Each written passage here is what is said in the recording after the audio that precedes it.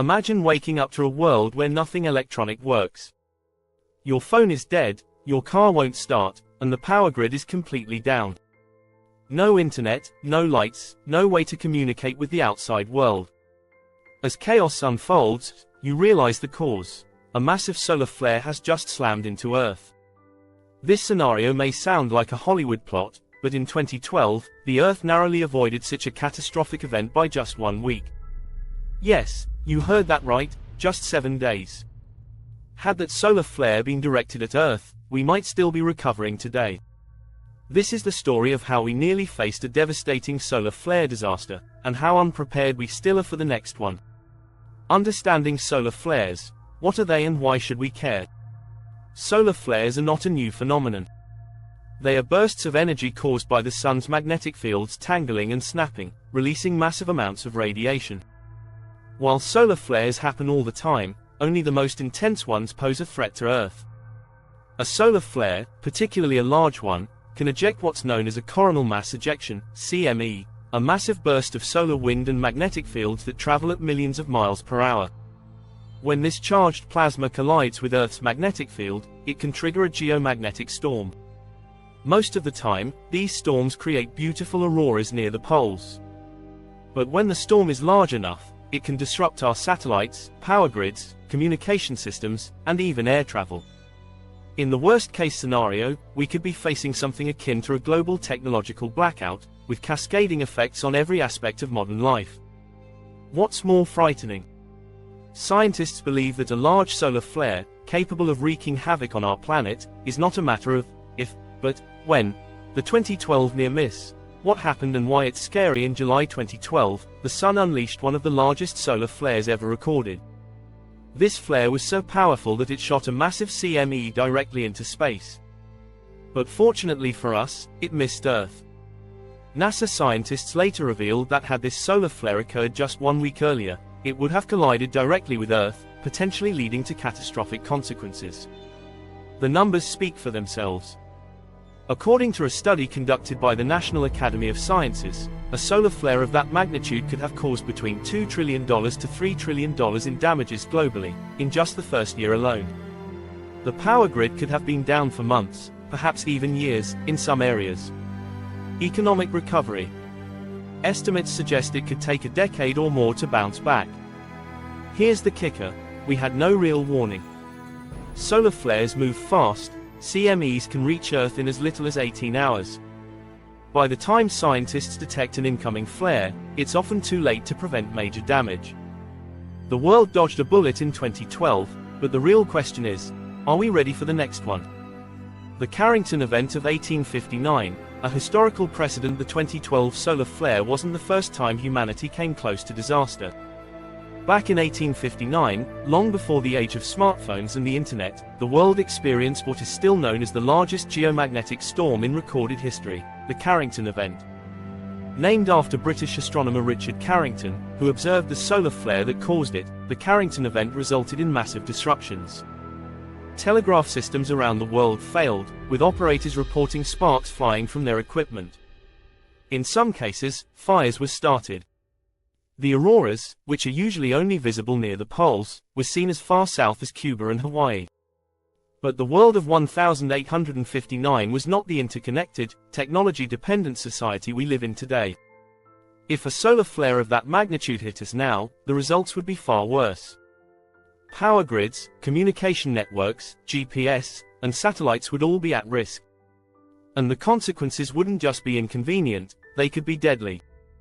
In fact, experts believe that if the Carrington event happened today, it would knock out power to more than 40 million people in the United States alone. The cost of damage? Likely upwards of $2 trillion, at the very least. What if the 2012 solar flare had hit us? Let's take a moment to imagine what would have happened if the 2012 solar flare had hit Earth head-on. 1. Power grid failure. Modern power grids are incredibly vulnerable to geomagnetic storms. Transformers, the key components that keep electricity flowing, can be destroyed by the surges caused by a solar flare. In 1989, a much smaller solar storm knocked out power in Quebec, Canada, leaving 6 million people in the dark for 9 hours. In a scenario like the 2012 flare, transformers across the globe could be fried, causing blackouts that would last for months, or even years. 2. Satellites and GPS. Our modern world relies heavily on satellites. They power our GPS systems, provide communication for air travel, and help us predict the weather. A massive CME would disrupt or destroy many of these satellites, leaving us without GPS, satellite TV, and reliable weather forecasting. In 1997, a small solar storm knocked out the Telstar 401 satellite, which disrupted TV broadcasts for millions of people. Now imagine that happening on a global scale. 3. Communication networks. High-frequency radio waves, which are used for long-distance communication, would be severely disrupted. Emergency services, military operations, and even maritime communication would be impacted, making it harder to coordinate responses during the crisis. 4. Aviation. Planes flying at high altitudes are particularly vulnerable during solar storms.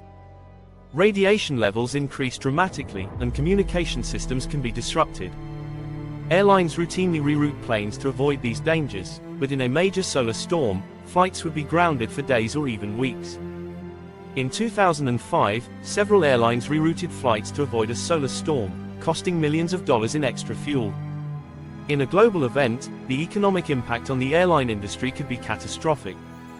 The global domino effect. More than just power loss. When we think of solar storms, the immediate concern is the power grid. But the ripple effect of a large-scale solar flare hitting Earth would extend far beyond just electricity loss. Modern society is an intricate web of systems that rely on each other to function, and when one goes down, the rest can follow. 1. Food and water supply. Most water systems are powered by electricity. Without power, water pumping stations would fail, leaving millions without access to clean water. Supermarkets and food distribution centers rely on refrigeration systems to keep food fresh. If these systems go down, food spoilage could lead to shortages. 2. Healthcare systems. Hospitals, while often equipped with backup generators, are not immune to long-term power outages. Medical equipment, life-saving machines, and even basic services like lighting would be impacted. During Hurricane Sandy in 2012, several New York hospitals had to evacuate patients because their generators failed after prolonged power outages. In a solar flare disaster, hospitals worldwide could face similar challenges, but on a much larger scale. 3. Financial systems. The global financial system is digital. Banks rely on computers and electronic networks to process transactions, handle stocks, and manage currency exchanges. A widespread power outage would bring this system to a halt. Imagine not being able to access your bank account, withdraw money, or even use a credit card. The 2012 solar flare could have triggered a global financial crisis, one we may still be recovering from today. How unprepared are we? Despite the near miss in 2012, we remain woefully unprepared for the next major solar flare. The U.S. Government Accountability Office, GAO, issued a report in 2019, revealing that while some efforts have been made to protect critical infrastructure from space weather events, many vulnerabilities remain. The cost to upgrade transformers and power grids to make them more resistant to geomagnetic storms is substantial. Some utilities have begun the process, but it's slow-moving, and not all countries are on the same page. What's worse is that many of the systems most at risk are in private hands, meaning governments have little control over whether or not upgrades happen. It's estimated that fully preparing the US power grid for a solar superstorm could cost billions of dollars, but the cost of not preparing could be much higher. International cooperation is also lacking. While the US has the Space Weather Prediction Center and Europe has its own systems in place, many parts of the world are flying blind. And even with advanced warning systems, we're still only given hours of notice before a solar storm strikes, not enough time to prevent major damage. Are we headed for another Carrington event? One of the most alarming aspects of solar flares is their unpredictability. The sun operates on an 11-year cycle of activity, known as the solar cycle. During periods of high activity, solar flares become more common, and the risk of a large CME increases. We're currently in solar cycle 25, which is expected to peak around 2025. This means we're entering a period of increased solar activity, where the likelihood of another Carrington event is higher. Many scientists believe it's only a matter of time before another massive solar flare hits Earth. The 2012 near miss was a wake-up call, but has enough been done to prepare? Given our reliance on technology and how interconnected the world has become, a solar flare event today could have far-reaching consequences. Can we stop a solar flare disaster? One of the more controversial debates among scientists is whether we can actually do anything to stop the effects of a solar flare disaster. Some propose the idea of building solar shields, massive satellites or space-based structures designed to block or deflect CMEs before they reach Earth. But this idea is still purely theoretical, and even if it were feasible, it would cost trillions of dollars and decades of development. Another idea involves upgrading technology to be more resilient to geomagnetic storms. This includes strengthening power grids, creating more robust satellites, and developing backup communication systems that can function during a solar storm. But again, this requires massive investments, and many private companies are hesitant to foot the bill. The clock is ticking in the end. The threat of a solar flare disaster is very real, and it's not going away. We narrowly escaped catastrophe in 2012, but the next time we might not be so lucky. Preparing for a solar flare may not seem as urgent as other disasters, but it's one that could cripple modern society in ways we've never seen before.